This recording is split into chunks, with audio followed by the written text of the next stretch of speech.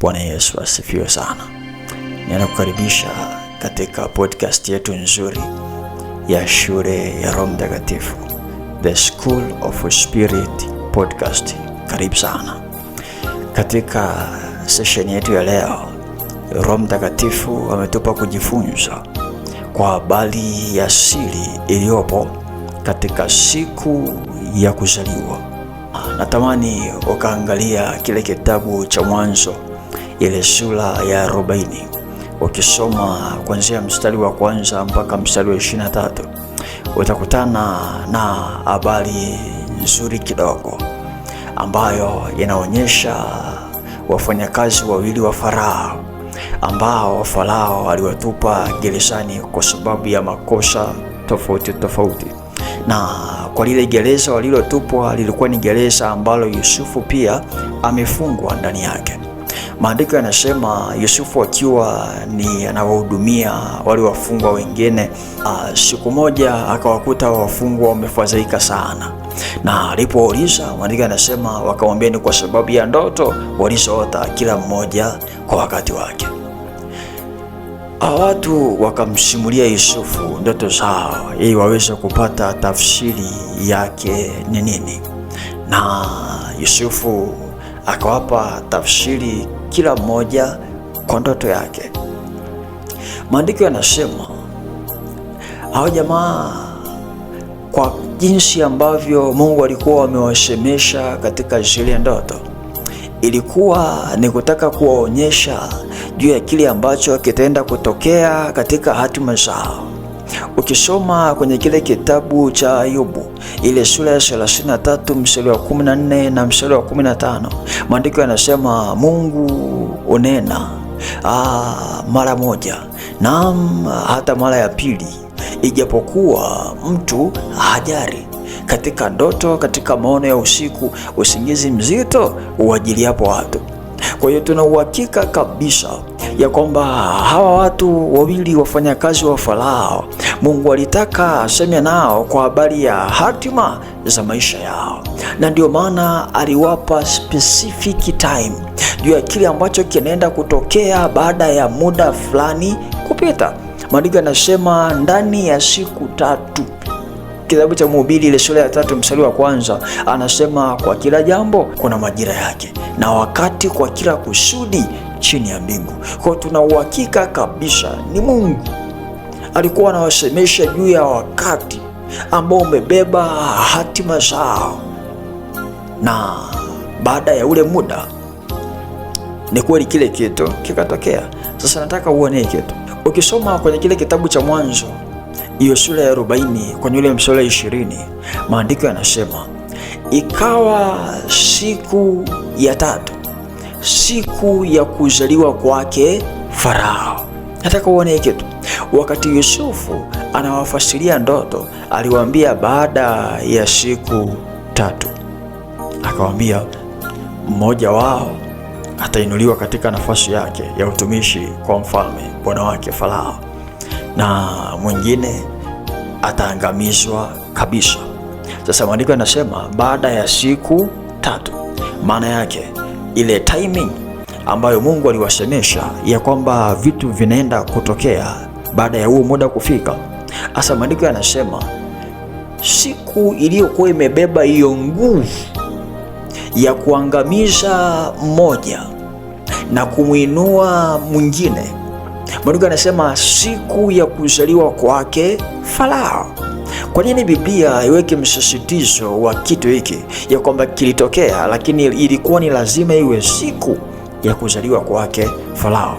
Kihistoria tu inaonyesha ya kwamba Farao alikuwa hasherekei tu siku yake ya kuzaliwa, ila ilikuwa pia anasherekea siku aliyopokea mamlaka ya uungu juu ya watu, siku aliyopokea mamlaka ya uungu juu ya taifa la Misri. Bwana Yesu asifiwe sana. Kwa hiyo ile kuonyesha kwamba hata ilipofika siku ya kuzaliwa kwake Farao, Then jambo hili likatokea, mmoja wapo akaangamizwa kabisa na mwingine akainuliwa juu katika nafasi yake. Ilikuwa ni kama ishara ya kutaka kuonyesha nguvu iliyobebwa kwenye ile siku ya kuzaliwa, ya kwamba kuna nguvu ya kuuisha, lakini pia kuna nguvu ya kuangamiza, ya kwamba kuna nguvu inayoweza kuamua hatima ya maisha, kuna nguvu inayoweza kuamua uzima wa maisha ya mtu. Kitu cha namna hii ambacho kilitokea kwenye kitabu cha Mwanzo ndicho ambacho Roho Mtakatifu anakuja tena kukifunua kwenye kile kitabu cha Injili ya Mathayo, ile sura ya 14, ule mstari wa 3 mpaka mstari wa 9. Ukisoma kwenye hii habari utakutana ni habari ambayo ilikuwa inazungumzia wakati ambako Herode amemfunga Yohana Mbatizaji gerezani kwa sababu walikuwa wamemuonya juu ya kumwoa mke wa ndugu yake. Na maandiko yanasema Herode alitamani sana kumuua, lakini hakuweza kumuua tena. Na Biblia inatuonyesha wazi kabisa Herode ilifikia wakati ambako hakutaka tena kumuua Yohana. Ila ukisoma kwenye ule mstari wa 6, maandiko yanasema hata ilipofika siku kuu ya kuzaliwa kwake Herode, yani kwa lugha nyingine tuseme hata ilipofika birthday ya Herode, ndiko ambako mlango wa Yohana Mbatizaji kuuawa ukafunguliwa. Ndiko ambako maamuzi ya Yohana Mbatizaji kuuawa yaliweza kutimilika. Ndiko ambako hatima ya Yohana Mbatizaji iliweza kuishia hapo, iliweza kuamliwa hapo. Nataka uone kwa nini Roho Mtakatifu afunue nia ya Herode kumuua Yohana Mbatizaji na kushindwa kumuua, na akaonyesha ya kwamba kwenye ule mstari wa 6, ilipofika siku yake ya kuzaliwa, nia ya kumuua hakuwa nayo, lakini alimwangamisha. Na maandiko yanasema hata yeye mwenyewe hakutamani kufanya, lakini alijikuta anafanya, sio kwa sababu tu anataka kufanya, ila kwa sababu nguvu ya hatima imebebwa katika ile siku. Ulikuwa ni mlango mdogo tu wa maangamizi. Unaweza ukafikiri kama ni coincidence kwa Yohana kuangamizwa na kukatwa kichwa eti kwa sababu tu binti wa mke wa Herode, Salome, amecheza vizuri, na kwa sababu hiyo mama yake akamwambia niletee kichwa cha Yohana Mbatizaji. Unafikiri kwa nini wakati wote shetani hakuweza kuwa na uhalali wa kuyapata maisha ya Yohana Mbatizaji, ila akaja kuyapata kwenye siku ya kuzaliwa ya Herode? Ilikuwa ni kutaka kukuonyesha kwamba kuna nguvu iliyobebwa katika hiyo siku, ambayo ndani yake ina uwezo wa kuamua uzima na maisha, ambayo ndani yake ina uwezo wa kuamua hatima ya watu. Siku yako ya kuzaliwa ina mambo mawili imeyabeba ndani yake. Jambo la kwanza, imebeba uzima kwako na wanaokuzunguka. Jambo la pili, imebeba hatima yako na wanaokuzunguka. Na hii ni kutokana na nguvu ya kimaamuzi ambayo imebebwa ndani ya ile siku. Unaweza kujiuliza kwa nini Roho Mtakatifu akafunua coincidence ile ile kwenye kitabu cha Mwanzo, Agano la Kale, na kwenye kitabu cha Injili ya Mathayo, Agano Jipya, na akaonyesha matukio yale yale yanayofanana. Haikuwa kutaka kuonyesha tu ni nini kimetokea, lakini ilikuwa ni kutaka kukutengenezea picha juu ya nini kilichofichwa katika ulimwengu wa roho juu ya hiyo siku. Katika sayansi tu ya afya ya uzazi kuna kitu cha ajabu kidogo ndani ya siku ya kuzaliwa.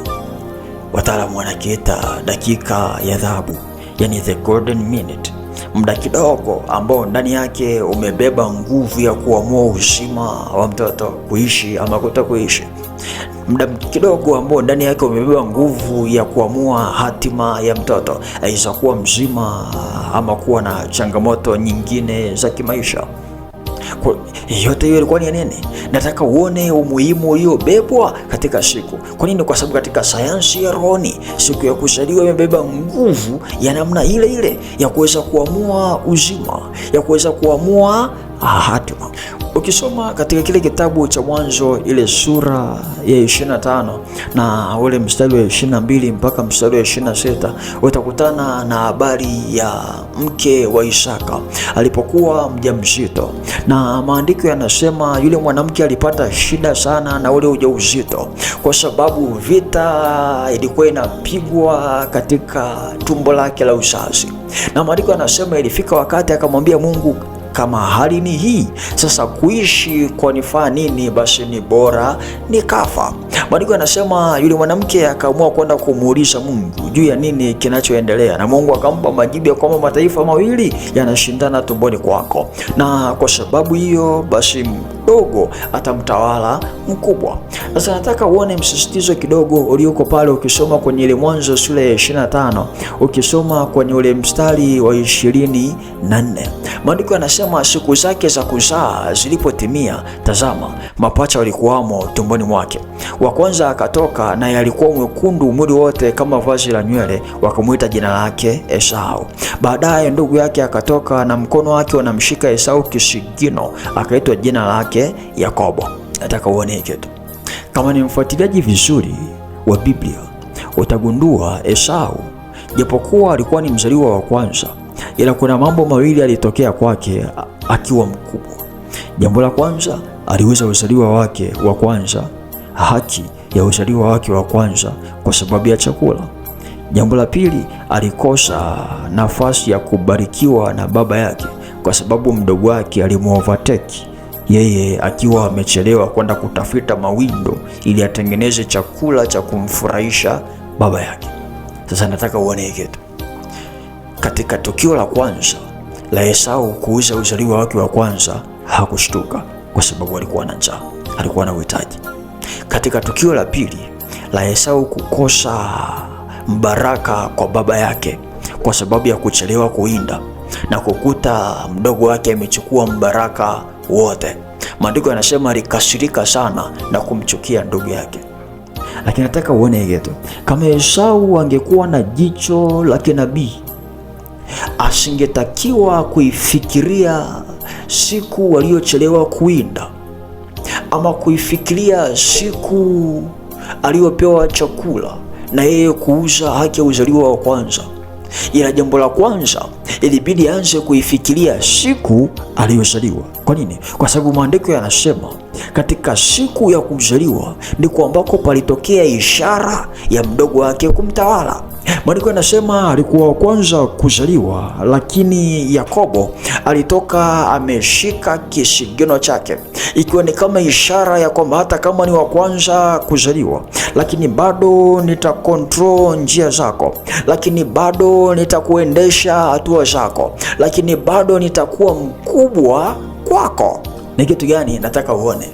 Kama Esau angekuwa na jicho la kinabii kama ambalo alikuwa nalo Ayubu kwenye kile kitabu cha Ayubu ile sura ya 3 na mstari wa 3, wakati ambako Ayubu anasema, na ipotelee mbali siku ile niliyozaliwa mimi na ule usiku uliosema mtoto mume ametungishwa mimba. Maandiko yanasema Ayubu hakulaani yeye kuzaliwa.